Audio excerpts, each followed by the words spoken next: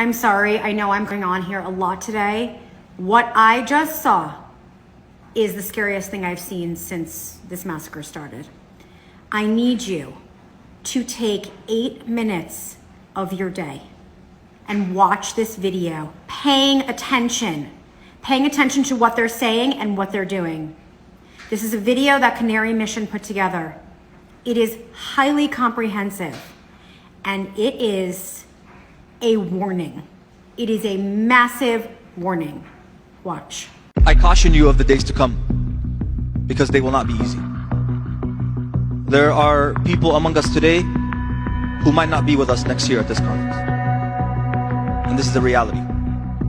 Because the liberation struggle requires sacrifice, and I know everyone here is prepared to make that sacrifice.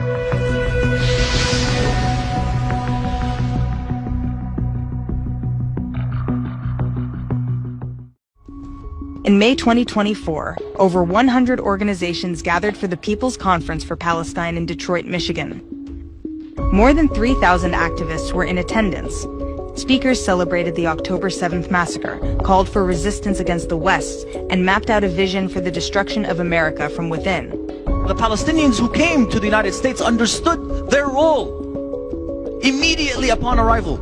We, the movement for Palestine in North America and across the world, are here to fight until victory. This violent movement has been growing for decades. It's made up of groups including Within Our Lifetime, Students for Justice in Palestine, the Palestinian Youth Movement, and many others. After the October 7th attacks, anti-Israel groups in America were emboldened. They saw the massacre as an opportunity to intensify hostility toward Jews and America. When I think about the USA, it should burn! Death to America! As the movement worked non-stop to legitimize the Hamas attack, the activists openly flaunted their hatred of Jews and Israel through protests, vandalism, encampments, and violent assaults, both in the streets and on college campuses. Flags of terror organizations became commonplace in public spaces.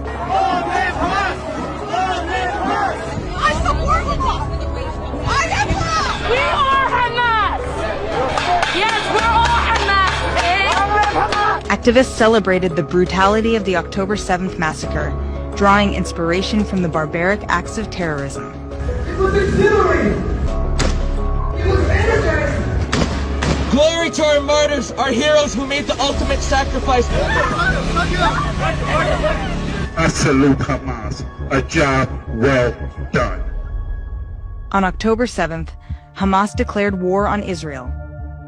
On October 8th, their supporters declared war on America.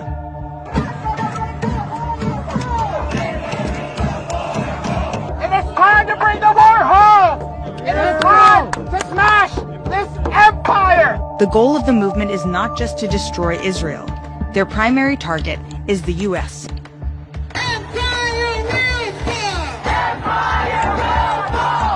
They call America the enemy, the beast, or simply empire.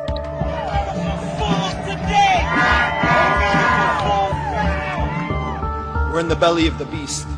We're in the heart of U.S. empire.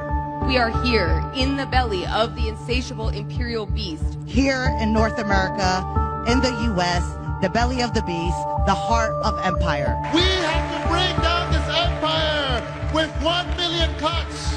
We will be hitting empire where it hurts most. Bring empire to its knees. Dismantling the heart of empire is not easy, and it won't be rapid. But we know it's possible. This panel, y'all, is talking about what is next. To strike at the heart of empire. The Palestinian American pro-terror movement uses the word resistance as a euphemism for violence. And that resistance is to be accomplished by any means necessary.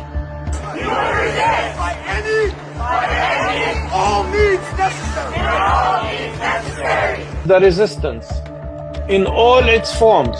Resistance, including armed resistance. Normalized armed struggle. They are not terrorists, they are freedom fighters. Our noble, steadfast resistance.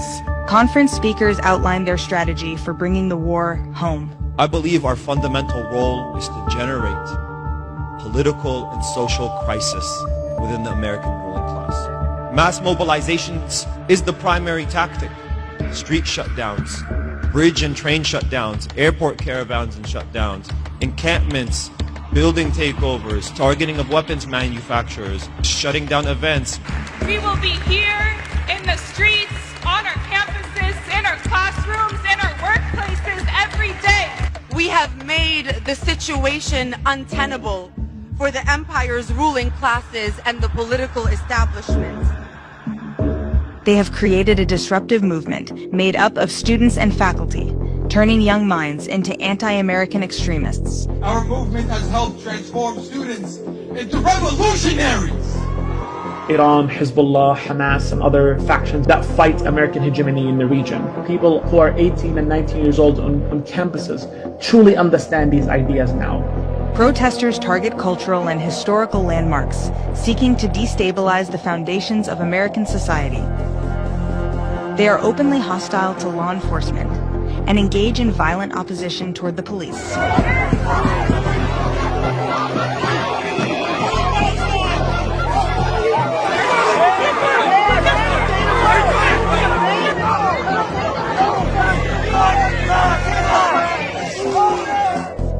The influence of these organizations isn't limited to universities and public spaces.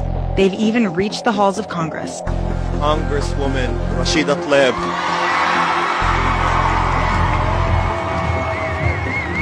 We're gonna move Congress, and we're gonna move the White House.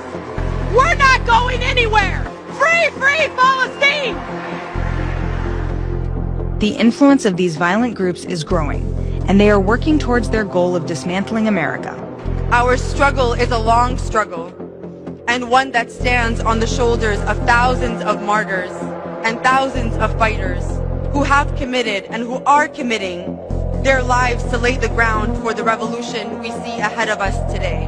Gaza tells us to escalate for it. That can mean so many different things, but what I will tell you is we need to start sacrificing. The threat of violence is not theoretical. In this war of resistance, all Americans are potential targets.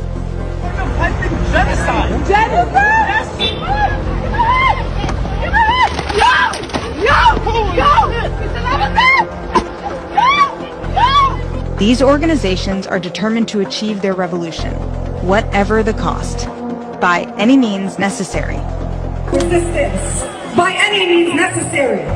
If the enemy refuses to die, it must be killed.